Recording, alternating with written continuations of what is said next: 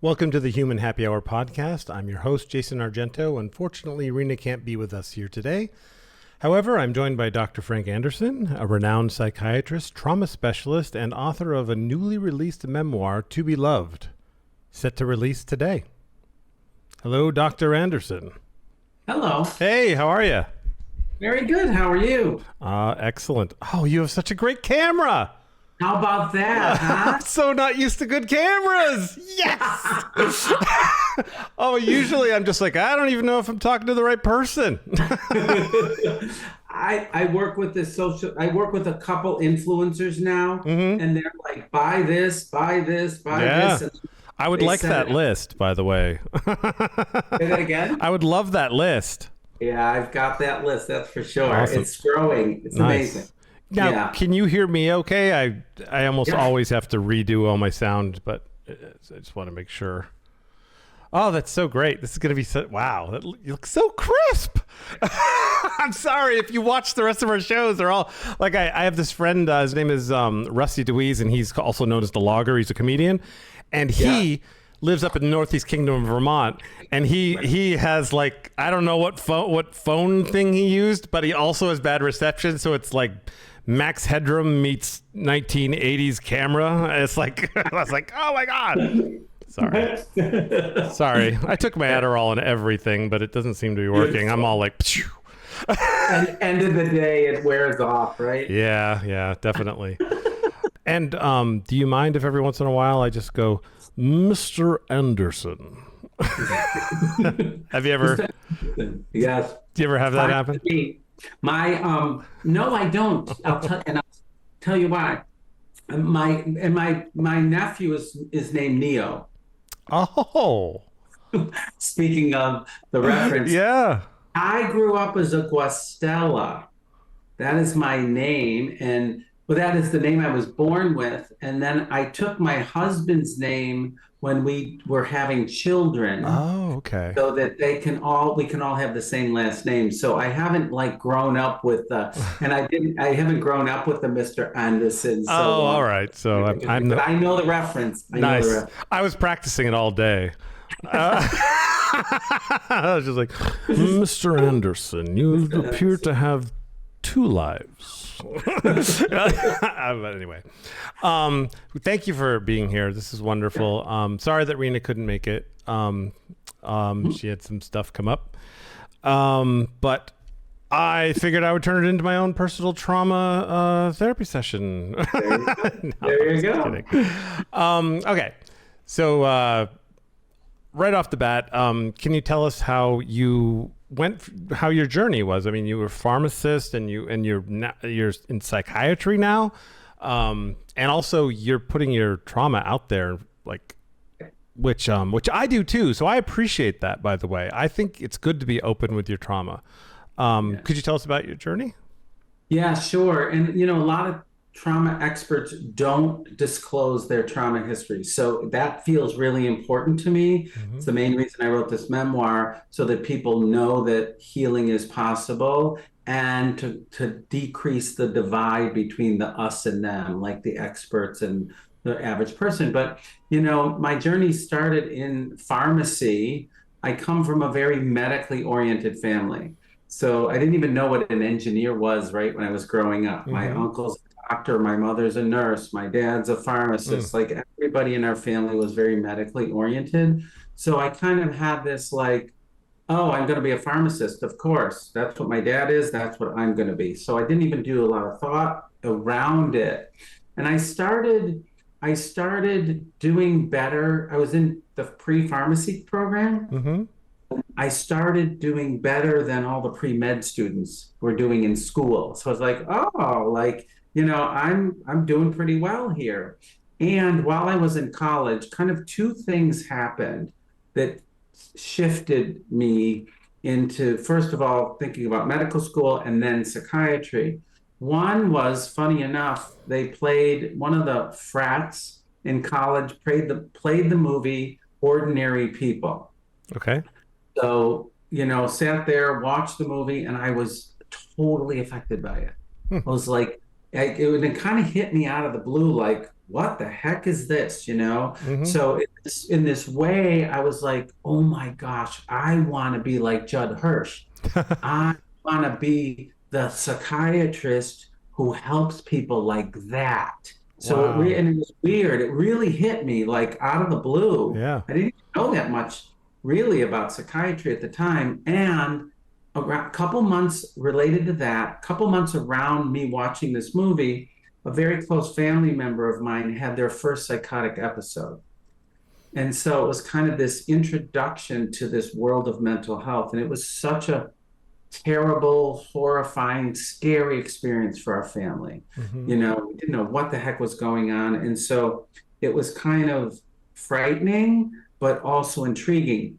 Now, what I didn't know at the time was I was identifying with Timothy Hutton's character, who holds the trauma in Mm-hmm. ordinary people. Mm-hmm. And I wanted to be like Judd Hirsch's character, who was the one who was helping. Oh, okay. You see, I was kind of, there was like a dual identification, if you will. Yeah, Like yeah. I was the patient and I wanted to be the helper. But it wasn't until, so that's what made me really switch from pharmacy. Told my dad, I was like, I don't want to go to pharmacy school. I want to be a doctor. And, it was kind of like initially I was wanted to be a pediatrician. Like I love kids. I've always loved kids. I want to be a pediatrician. So that was my first kind of switch to pre-med, Mm-hmm. become a pediatrician. But what ended up happening is the same family member got better. Mm-hmm. Then, while I was in medical school, while I doing the first 2 years of medical school, they went missing. They had another psychotic break. They went missing all like for 5 days, maybe. We had search warrants. We're trying to, we thought they were dead. We thought there's no way we're going to find this person alive anymore, Oh my right? goodness. And so it was a horrible experience and it was a big trauma for our family. Yeah. Luckily, they were found in the back of a van. They had been sexually violated. Oh They my. ended up in the hospital. And, I was the only one they would talk to. They were mute at the time when they were found after this event. Mm-hmm. And I was the only one that could reach them, interestingly enough. So the hospital would call me in and say, will you talk to them? Will you talk to them? Mm-hmm. So that was when it was like, I can't be a pediatrician. I have to help these people. Like, Yeah. I have to. Yeah. So it's very personal, right? Yeah. Both events related to this family member.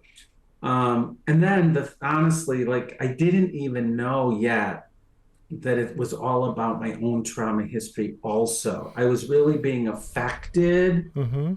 for people and it was hitting something deep inside of me, Yeah. but I wasn't aware of that until I got into my own therapy in Wow. my residency program in psychiatry at Harvard.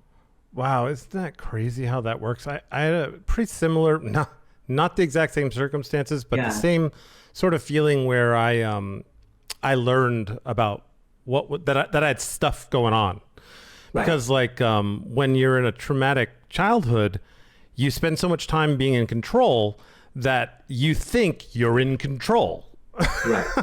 Right. And it wasn't until I went to therapy that I started to realize that, wow, a lot of the things that are my issues come from me just being closed off and wanting to be in control and trying to make it so that I could be afraid again, and it's okay to be hurt, and you're not going to die, because that's what I think it is. In my opinion, it's death that we actually are afraid of, even if we can't say that. You can't logically say this will kill you.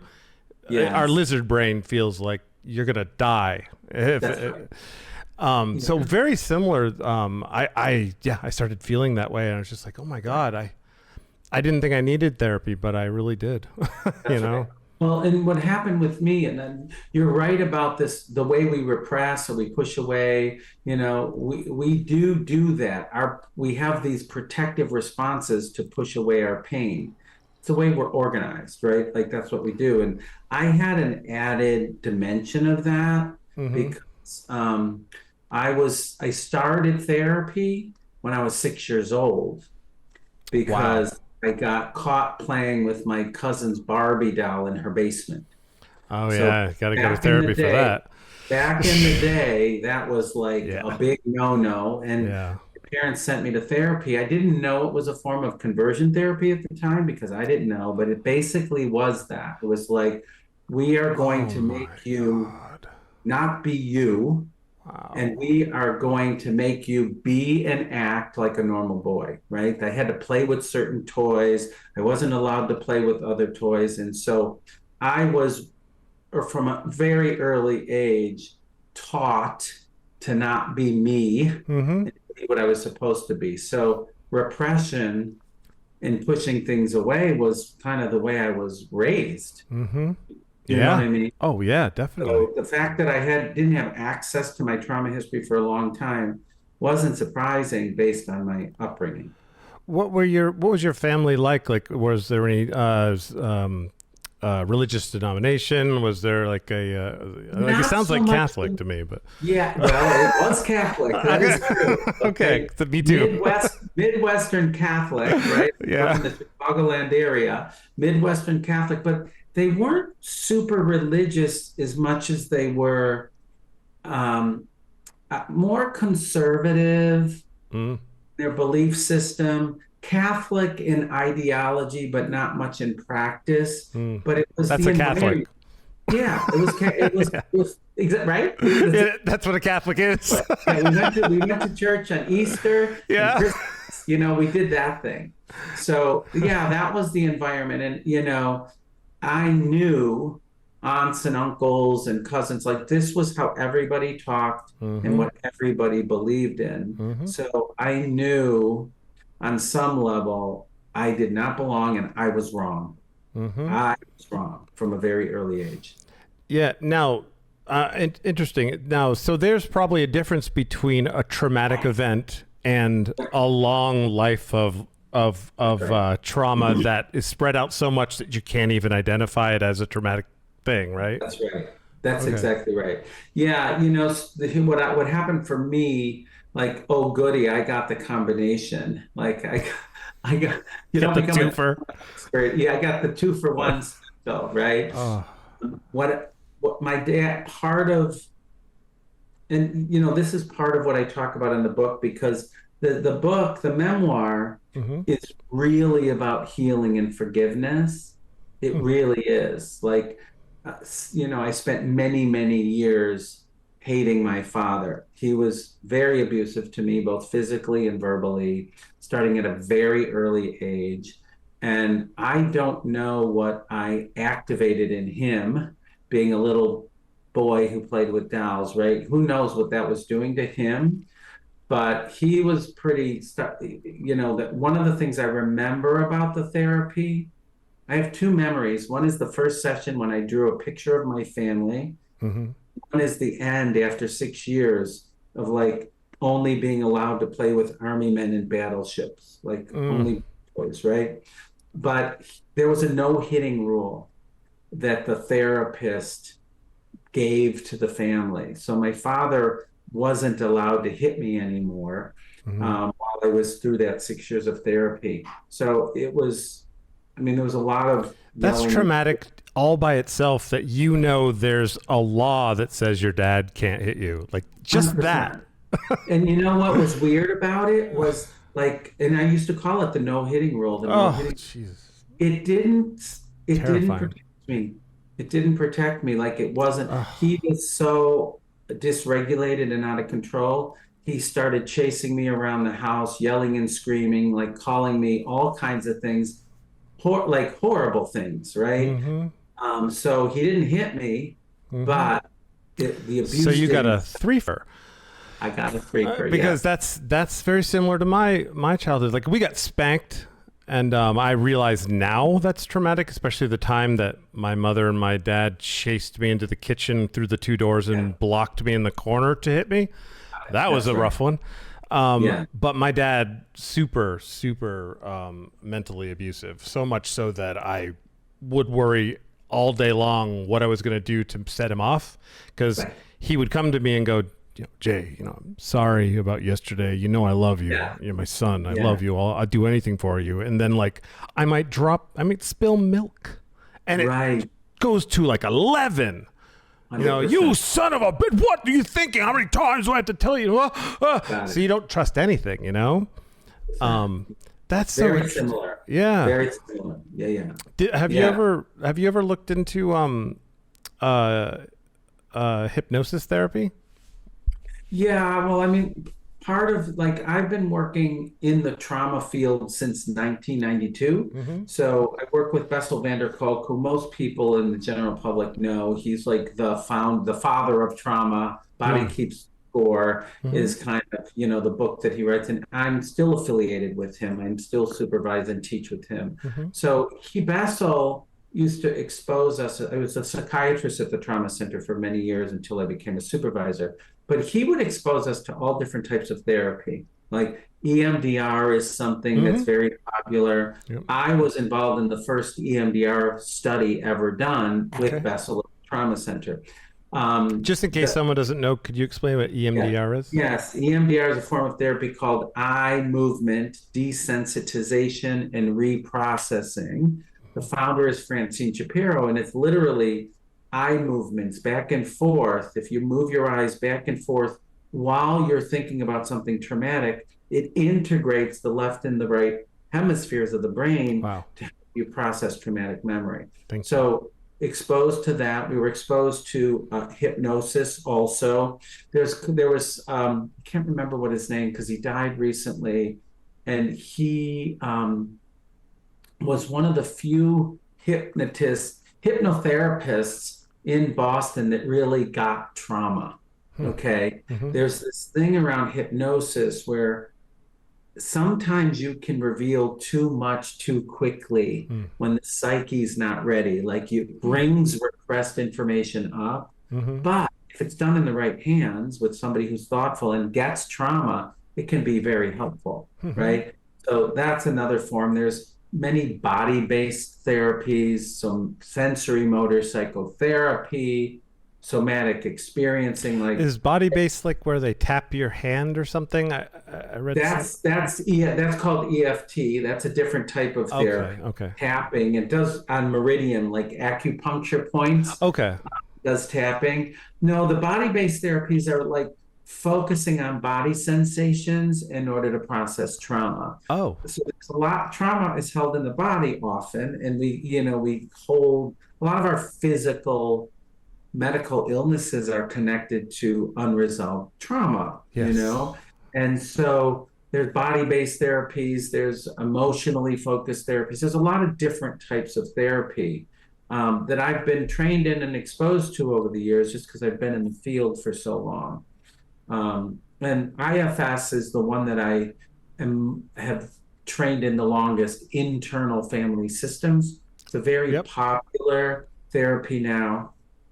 Different parts of us, different aspects of our personality. We all have parts, right? And we have parts that protect us, parts that carry our pain, and we have what's called self-energy, this capacity to love and heal ourselves if we're given the space to do that. So, there's a lot going on in the trauma field right now around treatments that's helpful. When you were exposed to hypnosis therapy, did you actually do it, or were you just learning about it? Yeah, I didn't do it myself personally. I was in analytic treatment, psychoanalysis for many years, but no, I didn't do psychoanalysis. I mean, I didn't do hypnosis. Sorry. I've worked with people who had bad experiences with hypnosis more than anything else. Yes. Because they were treated by people who were people with trauma history who didn't know trauma very well. So they would come to me because too much got exposed to. My therapist, I'd been working with her for maybe 4 years, and she knew I was very sciencey. So she didn't even call it hypnotherapy or hypnosis therapy. She said, we want to do a relaxation technique. And we did.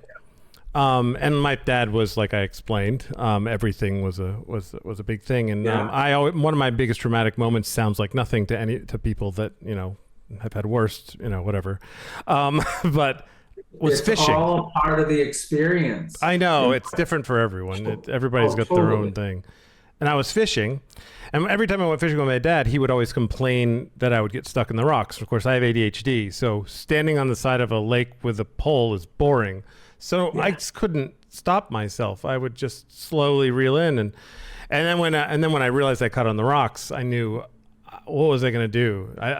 I'm now stuck, and it's just time bomb now, you know. Yeah. That's right. And That's so right. in hypnosis, she had my future self go back and give my younger self reassurance Yes. and say things like, you're someday going to be married, someday you're going to be lead singer of a band, you're going to be driving a car, you're going to have your own business, all these things, right? And at the end of it, not only did my back pain go away, I don't mean to sound, because I'm very sciencey, okay, but for some reason my back pain that I'd had for like a year was gone. But to this day, I can't think of fishing with my dad without thinking of my older self there too. Like it was But like, that is a technique that is not unique to hypnosis. I'll tell you that. Like, so okay. it's very effective. Like hypnosis utilizes that technique. Mm. So does internal family systems, that IFS I talked Oh, about. So does EMDR utilize this. And okay. one of the things that is very important in successful trauma treatment is the capacity to be with the experience instead of reliving it and be in it. Yeah. So you talk about your older self being with the little boy on the lake, or on the river with the rocks. That's what is a first important component to healing. It's being with it. It's reparenting, if you will. We call it Yeah. the corrective experience. So that little What's it boy, called? It's called what? I'm sorry. the corrective experience, Okay. or disconfirming experience, right? The little Mm. boy feels loved and seen instead of hated and terrified, Yeah. right? So when your adult self Mm-hmm. can give a corrective experience to your younger Mm-hmm. part that holds the trauma, that's a piece of what is healing. So many therapies include a version of that, right? Okay. And that is what healing is about. It really can make a difference. How do you, if a person sees somebody that clearly has traumatic issues, and obviously I'm not a doctor, I can't Yeah. prescribe. How do you approach someone, especially if they're closed off to therapy, blah, or whatever? Yeah. How do you Yeah. approach them without making them like, you can't use the word hypnosis, or you might as well just Right. start with Jesus. I mean, it's like it's a ridiculous word to start with. So how do you go about doing that if you want to get them help? Yeah, and it's a good question, because you have to really meet people where they're at. Yeah. Nobody comes into therapy. Rarely does anybody come into therapy and says, I was unloved by my mother as a baby, and I carry deep psychological wounds because of that. Like, that's not what brings people into therapy. Right. Okay. What brings people into therapy is I have a horrible time at work. My boss is, picking on me. I'm fighting with my wife. I yell at my kids. I'm drinking too much. I'm overweight. It's a symptom. Mm-hmm. Okay. People come in with symptoms. And so you start with them there, and you start exploring their symptoms. Okay. And what most people want to do is get rid of their symptoms. Mm-hmm. But what I do is start appreciating how it's trying to help. Mm-hmm. So it's a game changer for people, like, oh, my back pain is helping me, right? Oh, suicidal feelings are actually trying to keep me away from pain. Like, when you start getting people to understand that the things that they hate and they're trying to get rid of actually have an intention to help them, then Wow. it's like, oh, exactly, like, wow, Yeah. I had no idea. So Yeah. it opens the door to kind of a deeper exploration, because most symptoms, most problems are actually protective responses that people aren't aware of. So that's the first thing I Wow. do with people. Yeah, that makes a lot of sense. Like I'm very I have a hard time with things that don't make sense. Logic. Yeah, If that's somebody doesn't right. make sense, I've been Yeah, known to be a little intense about it. yeah. And I'm sure that's a control thing because my dad was such a logical dickhead, basically that I probably am using that as a correct, now look at me, I'm Mr. Yeah. Logic, That's a protection. That yeah, yeah. it's a protection, right? A compensation, a protection. Yeah, That's I right. need to give people breaks a lot. And to really understand that it's trying to protect some parts of you, Yeah. because the effect it has on other people is problematic. But we want to focus on the intention, which is more about protecting. Wow. I'm just going to look at the sheet because I will just go off on tangents until. Mm. Um, okay, so we covered that. Yes, yes, yes. Okay, what do you hope people to get from your book when they read it? Yeah, it was so I've written two books so far that are both like for therapists to Mm-hmm. learn Oh. about neuroscience, to learn about trauma treatment, to learn Mm-hmm. about internal family systems. So this book is a big divergence for me. Like it really is something to write a memoir. When my publisher suggested, "Hey Frank, we think you should write a memoir," I was like, "Are you crazy? Like what, me? Why would I write a memoir, right? Like that, me?" But when they said, you're someone who we think is unique because you talk about your trauma history when you give workshops, when you're teaching people, and we really think you can help people heal by telling your story, and that was like, Yeah, definitely. oh, okay, okay. Like if I could reach a wider audience outside of therapists, because when I teach a therapist, I know they're helping clients. Mm-hmm. But this is like, can I write a book for the general public that can show people, Mm-hmm. as a trauma expert who has a trauma history, that healing is possible. I've been Mm-hmm. in therapy for a long time and I've done a lot of work. And I'm much better than I was before. Like my life is so dramatically different. So it really is an offering to say, hey, you know, I have a pretty traumatic history and Mm-hmm. healing is possible. And I want you to see through my story that you can, my biggest wish is that people identify with aspects of my book Mm-hmm. and they see themselves in it. Mm-hmm. And they also can feel the hope in healing, the possibility that healing can happen for them. Because Yeah. I do have a purpose. Like my purpose is to bring trauma healing to the world.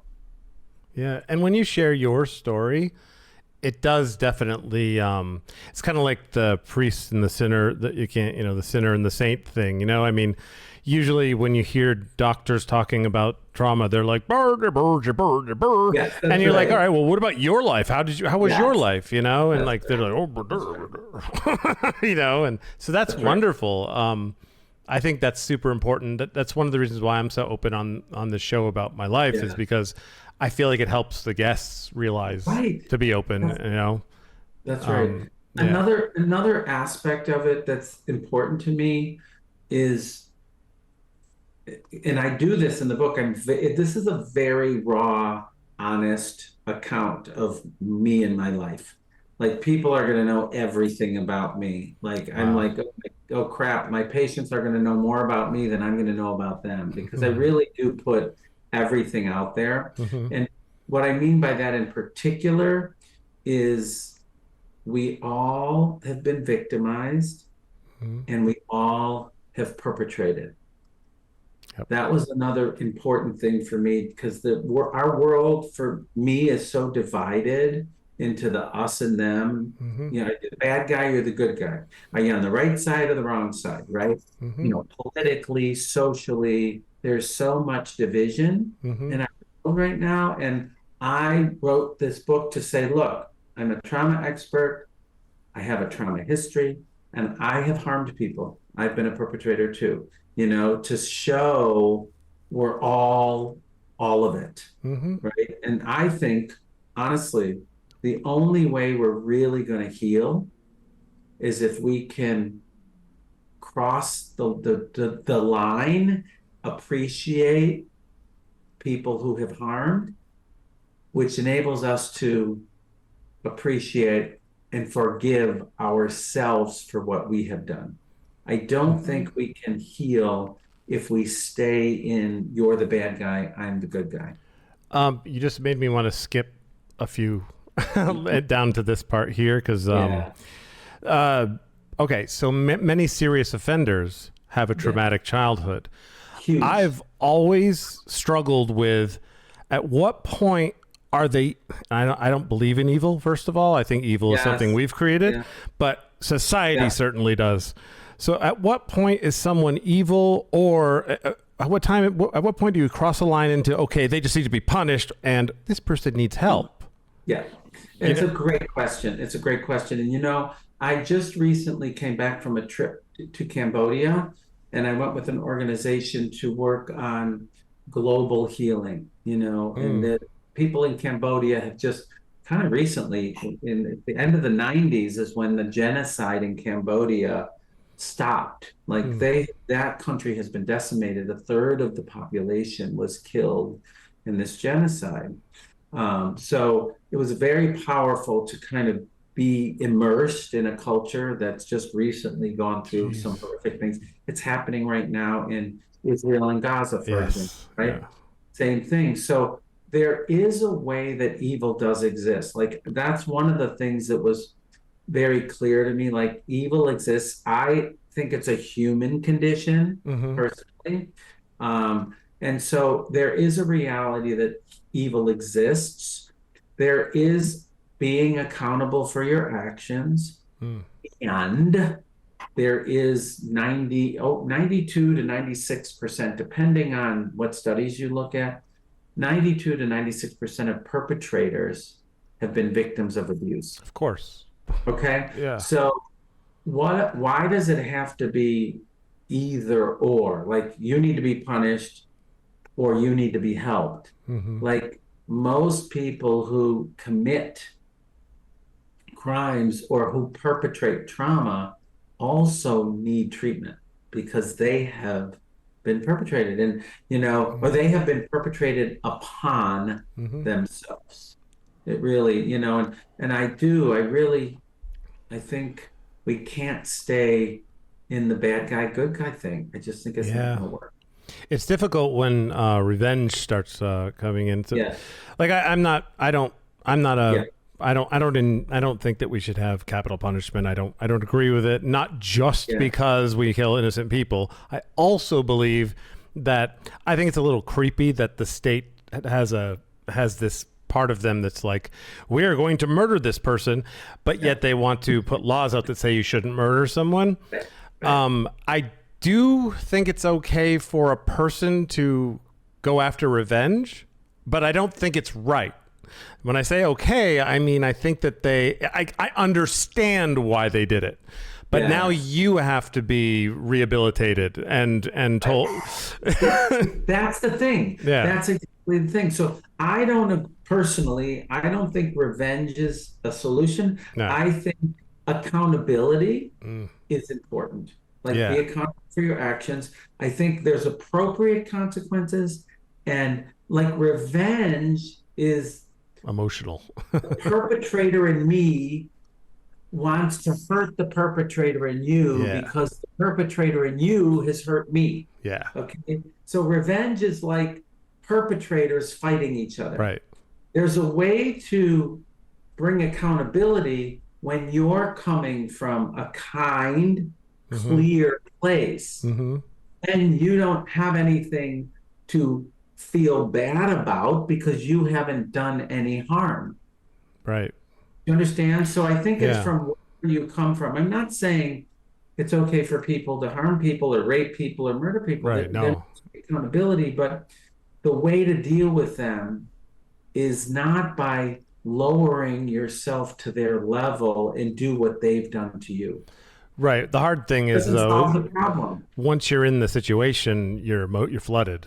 I mean, you're what? Say that again. You're flooded though if you're in the situation, and the revenge is. I mean, it'd be great if we could all do that. I mean, like if someone Well, harmed my son, I would turn into an absolute lunatic. I wouldn't yeah, be like, I'm not going to be a perpetrator. I would be yeah, insane. yes. Well, And so there's a difference between revenge and self-defense too, right? And we yeah, see the yes, law. right, Like if somebody's harming you, I'm not saying love them, right, just right. Yeah, there's self-defense, there's yeah, protection. right, And so there's that's different than I have intent to harm you because right, you harm me, right? right, Those are two different things, right? right, So we look at protection. Yeah, when you're being harmed, it's a natural instinct to try and protect yourself. right. Sometimes that shows up violently, but it's the motivation or the intention is protecting survival. I watched an interview with you on ABC, I think it was, or ABC Live or something. Can you talk a little bit about Gypsy Rose Blanchard? Is that Which okay? one? I was going to say, there's two interviews. It was like two Certainly, months ago. yeah, I just did one recently on Quiet on Set, which is this new documentary about child stars being Oh, abused. oh, okay. We can talk about that also Yeah, because yeah. there's in there. Please. Yes, I did this interview on TV recently about Gypsy Rose, Mm-hmm. and that is there's so much in the media right now. I'm there's a part of me that's grateful that trauma is getting more recognition Mm. and that people have an awareness. Like she had a horrific trauma history from an infant. She was, being harmed and hurt by her mother deliberately in the service of her mother getting sympathy and her mother getting support from other people. So it's called it used to be called Munchausen's by proxy. Right.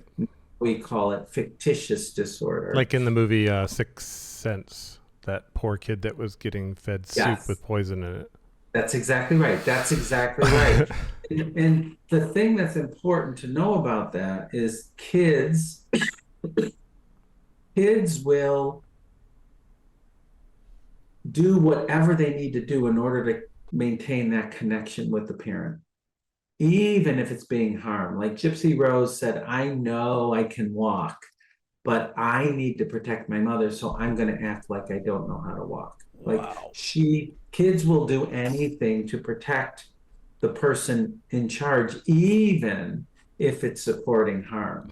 Yeah. So she certainly did that. The other thing that's important to know is Gypsy Rose's mother was very disturbed herself and had her own trauma history, and she had a lot of severe mental illness problems. So somebody who does something like that, because she loved her daughter, Mm-hmm. but she had demons within her. Mm-hmm. She had trauma within her that was getting the best of her, Mm-hmm.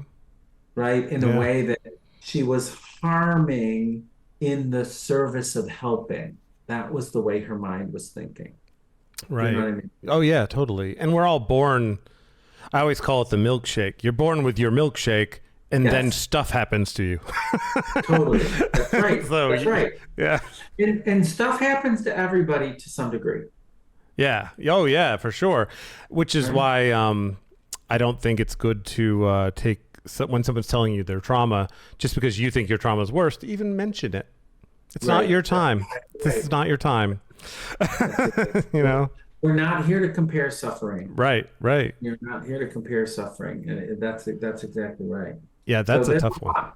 Yeah, and the other one, this other TV show that I did recently was on this show called Quiet on Set, and it was the whole dynamic around abuse at the Nickelodeon studios. So all these Mm. children actors, Ariana Grande, Amanda Bynes, Oh. Leonardo DiCaprio, Josh Bell. There were all these Oh. kids that were these young child stars in Mm-hmm. this environment. And Dan Schneider was kind of the head of it all. And we don't know all of what he did to Mm-hmm. some of these children. Certainly had special relationships in a way that was really questionable, but there were two known perpetrators, pedophiles, who were identified in the Nickelodeon, Ugh. who did sexually abuse some of these children, and really complicated and very painful. Some of the parents, knew something was going on, but they couldn't stop it because there's a way these pedophiles learn how to maneuver and keep people away, right? Yeah. Um, and some of the parents were clueless and had no awareness. And what the documentary did such a great job at, people don't like, oh, this would never happen to me, or how can I prevent this?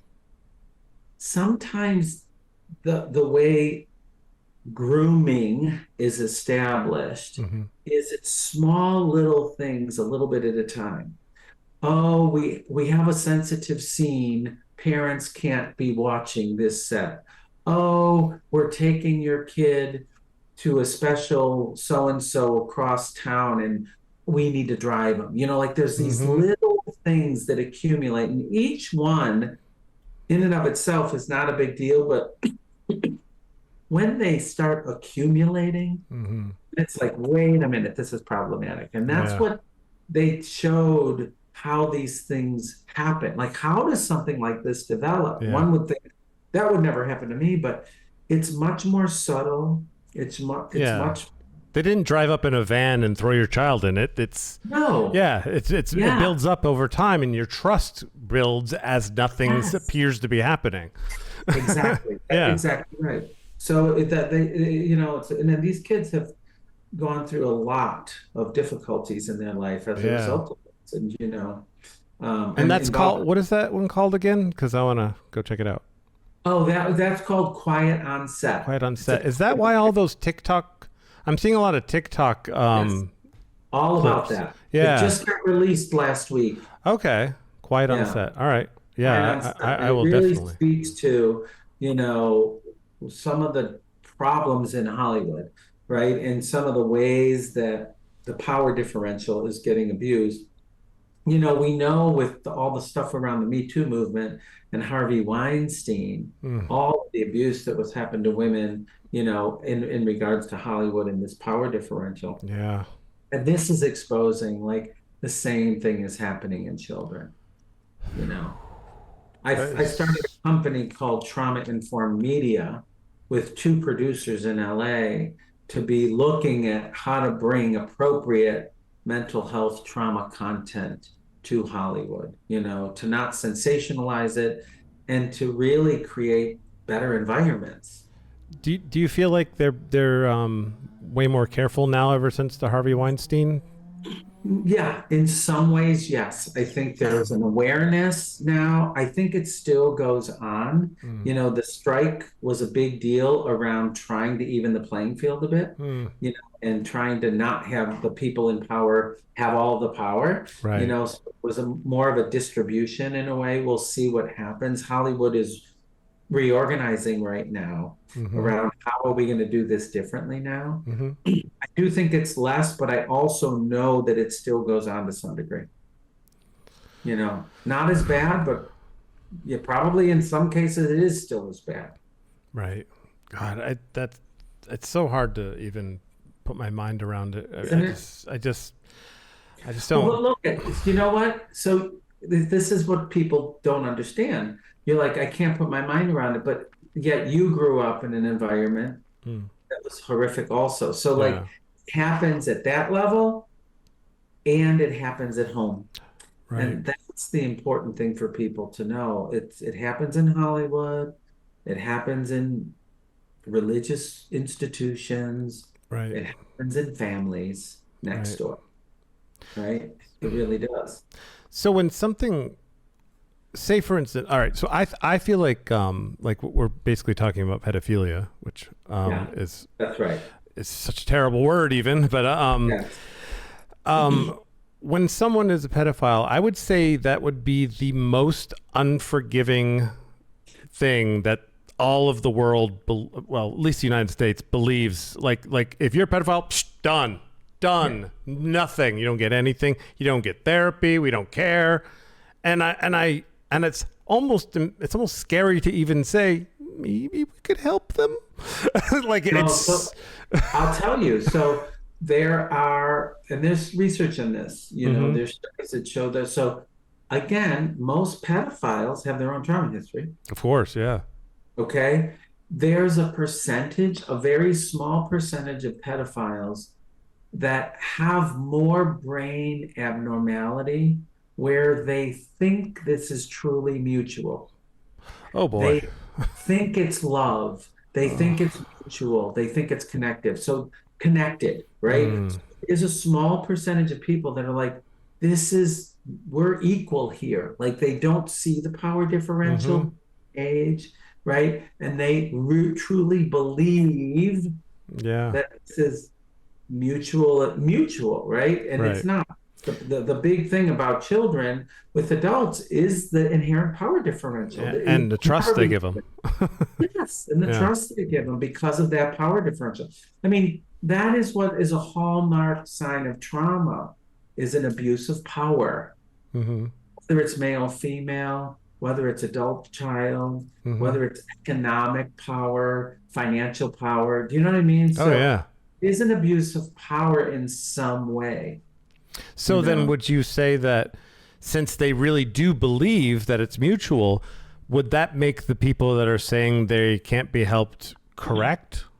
So again, a small percentage of people think Mm. it's mutual. Okay. The vast majority are people with their own trauma histories that are acting it out. Like Okay. if you were sexually abused as a child and you sexually abuse a child, it's an attempt at, I'm in charge this time. I'm not going to be the Ah, victim. okay. I'm going to be the one that is in power this time. Right. So they're playing out their history in an attempt to solve it, even though it perpetuates it. I'm not condoning it in any way, but I'm Right. Of saying course. No. that's the mindset, is Yeah. like, I'm going to act out, but this time I'm in power. So, you know what I mean? So Yeah. people can be helped like that. Those people have trauma histories, and that, instead of acting out your trauma, you need to work on it and heal it. Right. Yeah. And this is not saying, so you have, like you were saying before, it's not about love and stuff like, it's like, Right. this is science. This is Yeah. scientifically, there's something that could be done before this person because they've experienced trauma as a child. But that doesn't mean you can't be so goddamn angry about it. It's just, Yeah. it's not that. I'm angry too, but scientifically, this person has done this because there's been a traumatic thing in their life. And Yes. it's That's whether or it. not we want to give a crap about that, it Right. seems like. Well, and some Yeah. people, this is where I was talking about earlier. This is who are you you're gonna condemn the perpetrator when Mm. you have done harmful things yourself in your Right. life, right? This is that crossing the divide. Again, I'm not saying no big deal, but Right. I'm saying, yeah, we've all done harmful things. And I used to work, I've been working, I said, Bessel van der Kolk's clinic for years, helping victims, right? And Marty Kafka, who's a guy at Plains Hospital, another one of the Harvard hospitals, said, Frank, will you help medicate and work with some of my perpetrators? Because he had a perpetrator program, right? Okay. And I was like, well, of course I will. Like, if I can help a perpetrator, then do you know how many victims I'm going to help? Yeah. Like, that was my mindset, right? Help Right. the perpetrators, because and the people at the trauma center were pissed at me. Mm-hmm. Why are you helping the enemy? Mm. They're evil. They should be thrown away. And I was like, no, I don't agree with Yeah. that. It's Like, preventive maintenance. it's preventive medicine, Yeah, it is. Yeah, it So is. yes, it's understandable to be angry and outraged. Yes, they need to be held accountable. Mm-hmm. Yes, we can help them so they don't do it again and again and again. Yeah. And honestly, that goes for pretty much every crime. we should help That's right. them. We That's should right. help them. Yeah. I worked in the prison system. There was a mental health prison here that I worked in Massachusetts for a while, and every one of those convicts had a trauma history. Yeah. They weren't coming from good, supportive families Yeah. with a lot of resources. That's not what I saw the majority of the time. Yeah. Yeah. And so we basically have to try to figure out a way to mitigate our natural urge to be like, suck it up, you're gonna be I wasn't doing that. I had a rough childhood. You didn't see me going around touching boys, or That's whatever right. the crime is. You got it. That's exactly right. That's great that you didn't. But thank you for not doing that. But some people are born with a different milkshake. That's exactly right. That's what I exactly call it. Right. Yeah. What would be a better term? I use milkshake because I don't have training. Neurobiology. Oh, neurobiology. All right, I'm going to call it neurobiology. Neurobiology. Or nature right? nurture. Yeah, okay. Yes, exactly. Okay, all right. I'm going to try to switch to neurobiology instead of milkshake because people, I don't think they take me seriously. Neurobiological milkshake. I feel like analogies help people sometimes, though. Yes, they do. Okay, so Rena, who's sad she can't be here, we talked right before this, she's like, I think you should ask him, so I'm going to ask you a few of the questions she put in here that in the last second. Your book talks about complex PTSD in comparison to PTSD. Could you explain what that is? Yes, that's a great question, and a lot of people don't understand the differences between complex PTSD and I don't. regular PTSD. So most people know PTSD, and most of PTSD, which is in all the psychiatric books and all this kind of stuff, is typical trauma, event-oriented trauma. Had a car accident, was, witnessed a shooting, was in war, all this kind of stuff. So that's really what we're talking about, experiencing a traumatic event, being in an earthquake or, whatever, going through a global pandemic. Complex PTSD is relational trauma. I knew it. That's what it sounded like it was going to be. PTSD is relational trauma. It's when you grow up in a dysfunctional family, you are violated relationally, right? People that, are in a marriage and then there's fidelity and there's a betrayal. That's why Rena said you probably are compact, because the relationship, if you're with a narcissist, you can complex PTSD possibly. And oh yeah, totally. Yeah, that's exactly right. So, but honestly, complex PTSD is much more common than regular PTSD, but it's taken the field a long time to be able to differentiate this. That's one of Bessel van der Kolk's biggest missions, was to make complex PTSD a legitimate diagnosis, to differentiate it, because you have different symptoms when you're violated by someone who you love and you trust versus if you've had a car accident, or different things come up because they're different experiences. I'm sure there are different parts of your brain affected, because it seems like one would be short-term in memory and one would be long-term, but I don't really know. No, it's not that, but different parts of the brain are. It's like your sense of safety in the world, your sense of agency, your trust in people. These people who have complex trauma histories tend to recreate their trauma in an attempt to heal it. Okay. Did I end up with an abusive guy? When I had an abusive father, I should have picked the opposite. But we tend to try to fix our trauma through relationships, but we end up repeating it if we don't heal it. Wow. Yeah. That's true. Right? That's and just to be fair, I'm no picnic to be married to either. I am on the spectrum. I have ADHD and I'm intense. And look, you internalized. You're holding the victim experience of being harmed. Yeah. And you internalize the perpetrator energy. Yeah. Anybody who's been victimized internalizes. Yeah. Perpetrator energy. So we are all complicated. That was a point of my book, To Be Loved, is like, we're all complicated. How do we get people that think everything is black and white, the window's up or down, it's negative, it's negative one or one? How do we get them to realize that every time you think you have to realize there's probably more to look into? It's not black and white. How do we get people to do that? Because there's a whole group out there. I'm doing it by my book. Okay. That's one of the reasons I'm doing it. Like, really, it's like that was important for me, because if we stay stuck in this all or nothing, yes or no, good or bad, we're just going to get worse. Yeah. In what I call polarity, right? holding different sides. So it was really powerful for me at the end of my father's life is to really be able to forgive him, to feel love for him. And it was powerful. It was very freeing Hmm. for me to no longer carry the anger and resentment that I held for years. Is he still alive? No, he passed 2 years ago. Okay. And so it was a very powerful experience, but I was able to feel that before he died. Like that was part of our process as he was dying. So that's part of what I write about. That's the ending of the book is all about that. Okay. Okay. And it was very powerful to like be re, be re, release all the anger and resentment and to actually feel love for someone who harmed you Hmm. is very powerful.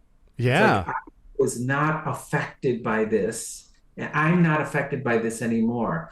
I can have love for you even though you harmed me, right? Okay. It- How do you know whether that's even necessary? Like, part of me feels like, well, you know what? What if you're not supposed to? Is it just because it's their blood? Like, why? What makes them so important that you even should love them? You should do it for yourself, not for them. Okay.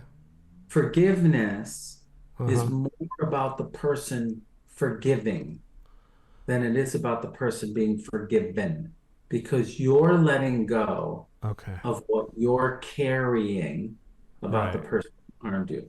So it's for you. Why should I? Uh, You don't have to. It's a choice. right. People can choose not to forgive.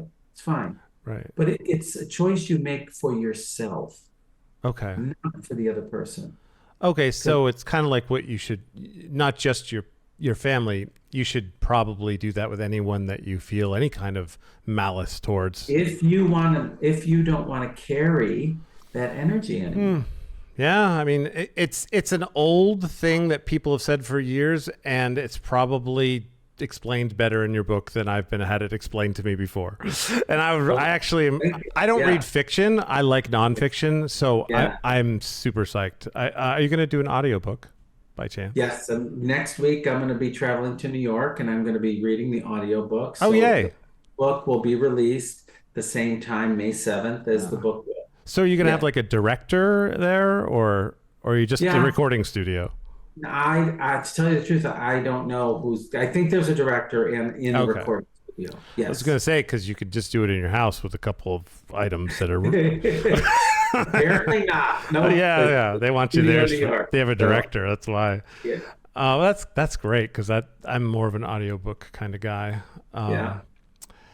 Um, all right. Well, we covered that. We covered that, Rena. um, oh, did some of these by accident. I'm awesome. We did that one. All right. I rock. Um, okay. Do you have any wonderful success stories about patients by chance? Like a victory story? Yeah, like I mean, I'm a success story. For sure. For I've sure. been a patient, right? Like I've been a patient most of my life. I'm still in therapy, Hmm. right? And yeah, I've had many people that I've worked with over the years. I've been doing this since 1992. Like I've been doing this work for a long time and Hmm. people get better. Like I've had many people, with what we call dissociative identity disorder, Ah, DID, okay. really horrific traumas Yeah, that what have. is that exactly? It's like what the old-fashioned multiple personality Ah, disorder is. It's okay. when the splits are so extreme, one part doesn't know the other part exists and they Right. operate very independently of each other. And even Wow. in those circumstances, people can get better. So there is, Wow. a way to heal trauma. I've had many people get better. Yeah. So you deal with trauma a lot, obviously, in your career. Yeah. How do you pack it away and not come home depressed? It's a great question. For a long time in the beginning, it did affect me, and I would bring it home, and it was hard. It was very overwhelming to sit with Yeah. people all day who have trauma, right? It's not, you get used to it. Like you really, what I call it is kind of functional dissociation. Hmm. So you learn how to compartmentalize in the service Right. of self-care, right? Leave Mm-hmm. work at work. And even when I'm seeing, if, I don't do this anymore because I teach so much and I travel a lot, but I used to see 9 patients a day, back to back to back to back to back. Hmm. But you have this capacity to like be with somebody, hold it, put it away, be with the next person, be with Yeah. them, put it away. So over time, you learn how to move in and out of those spaces.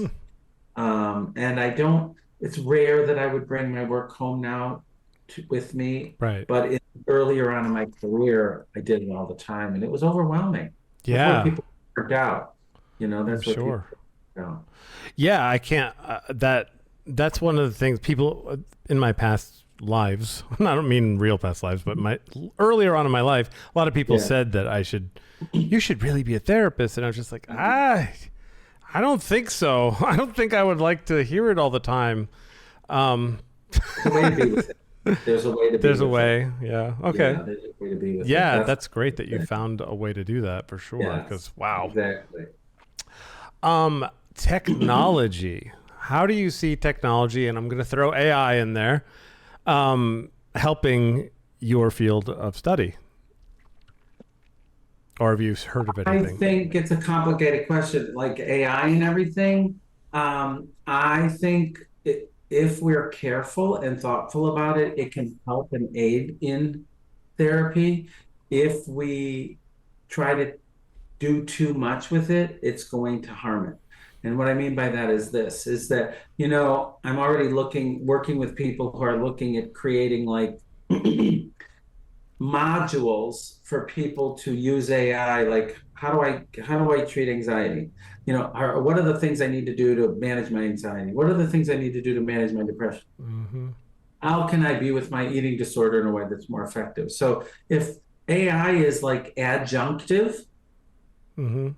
then it's going to be helpful, in my opinion. If Mm-hmm. AI is trying to replace therapists, Mm-hmm. we're going to screw up because you're not going to be able to replace the human connection, Right. right? You may get appropriate responses from an AI machine, but I don't think you're going to get because human connection is what heals trauma because trauma is a violation of human connection. Mm-hmm. So Okay. I don't think a machine is going to be able to replace. Will they give the best response, the most common response? Like, will it sort through all the responses? Yeah, but it's not going to be able to give the emotional connection in the way that people need to heal. I think it would offer Okay. something else. That's interesting. I'm glad that you said that because, and not specifically about AI, but about connecting with your patient. Because I think I've went through a bunch of therapists before I found one that was working for me. Yeah. And one of the things I felt anyway was that some therapists are like, you can't be too connected to the patient because then you can't properly treat them. And I always felt that was not cool, but it seemed like some people really embraced that. Well, so there is being overly involved and there Mm, is being too detached. So boundaries are important, okay. right? So the therapist does need to learn appropriate boundaries. Like people need to feel cared about in order to be able to heal. But if a therapist crosses the line and does too much, they're harming the patient also. So boundaries are a hallmark of healing. Okay. Okay. And Yeah. so there's a way to be caring and boundary. So yeah, people can, call me every day if you're suicidal, come to my house if you're Hmm. lonely. No. Hmm. Okay. So yeah, you can do too much in a Like way what that's about Bob? totally like what about Bob? You know what I mean? Totally like what about Bob? Yeah. I love that Exactly. movie so much. um, I'm sorry, I have to ask this. Have you seen Sopranos? I'm assuming you've seen Sopranos, Yeah, but okay. actually yes. What's your take on their relationship with Dr. Melfi and Tony? She does a pretty good job by and large. Hmm. She does get too involved, like that's a big piece of what happens. Yeah. And they do a good job of showing how patients affect the therapist Mm, as well as how the therapist affects the patient. Did they cross lines? Absolutely. yeah. Sorry about that. Oh, it's fine. You know what? I thought we were going till 6. Oh, okay. Now I Oh, have I to. had I had 6:30, but we are totally fine. I think I covered everything. Unless if it's okay to do one last question because it's my Yeah, my let's do fave. that. I Okay, just it's really quick. go ahead. Okay, Yeah. this is a hypothetical I've asked every single guest. That's Yes. why you have to get it. Okay, picture yourself where you're sitting right now, which is pretty simple. And Yep. through the door, someone that looks exactly like you, dressed the same, except now they seem disheveled a little bit, maybe some dirt on them, maybe a rip in t-shirt or so. And he walks up to you and says, "Come with me right now. I'm from the future." What do you do? Come with me right now. I'm from the future. Mm-hmm. You mean would I take that offer or would I rather Well, stay what would you here? do? I mean, those are options. I mean, you could run into the kitchen and get milk. I He don't know. looks just like me and he's disheveled. Exactly like you. It looks like he's wearing your clothes even. It just, something's happened. What would I do is I would sit down and talk to him and find out what's going on for him. That's what I would do. I Okay. would be all about curiosity Mm-hmm. Okay. because I feel it's so interesting. I've never been asked a question like this. Like I am so excited about my future. There are so many amazing things going on. Mm-hmm. The disheveled piece is confusing for me around my life, right? Mm-hmm. So there's this curiosity around, wow, why are you disheveled? What happened? Mm-hmm. Like Yeah. what goes what wow, you're disheveled. What happened? What goes on for you? So I would certainly have curiosity. And I think that's what I would do would be sit I would talk to him and find out what happened to this guy that looks a lot like me. That's what I would do. Awesome. Well, thank you for did that last question. This has been wonderful. I'm sorry we went over. I swear to God, I thought it was still 6:30, so that's my I'm fault. sorry too. Well, it could have been my mistake too. So I don't know. I haven't. This is the person who I'm supposed to have dinner with at six Totally thirty. cool. Most important Where thing is that we handled it well together and we came up with a solution, and that's wonderful. And I really beautiful. enjoyed talking with you. It was Same. fabulous. And Same. Thank you so much. I'll put all the links in the description. We won't do anything until May 7th. So thank you very much. Beautiful. Beautiful. All right. Awesome. Have a Thank you. wonderful evening. You too. Bye bye.